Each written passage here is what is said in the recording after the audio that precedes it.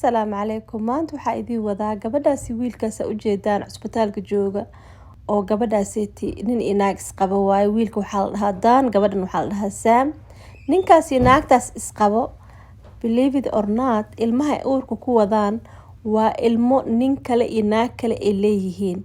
Waa ukun iyo shahwad nin kale uu leeyahay oo lasoo bacrimiyey ayaa gabadhaas lagu shubay minkeeda. 9 bilood ayaa calooshaas laga kireystay.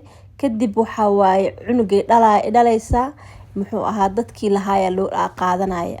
Waa nin iyo naag isqaba. Cajaa'ib. Ma dadkaas ay Mareykanka joogaan saragasiyaa la dhahaa. Ninkii naagta waa kaas waa isqabaan. Waa dad ilmo isku dhalay. Haddana waxaa waaye calooshooda ama minka ayay kireysanaysaa. Subxaanallah. Waxay markii la weydiyo waxay ku leedahay dad kale ilmo dhali karinaan ma aragtay aan u sameynaya wax fiican aan sameynooya. Iyada madaxeeda waxay u aragtaa ninkii naagta inay dad sadaqa u sameynayaan ama wanaag u sameynayaan. Alxamdulillah, Ilaahay Islaamka naga dhigaa mahad iska leh. Waxaa waaye dad oo xuduud ba lahayn ba ma aragtay. Teeda kale waxaa waaye gabdhaha iyo wiilasha way ku dhiirigelinaysaa.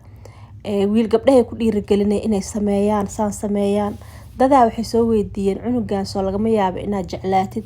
Maya tiri xataa ma fiiriyo. Just business kaliya u fiiriya. Cunugayga ma ahan. Caloosheeda kaliya ma arki ku jiraa laakiin ilmahayga ma ahan.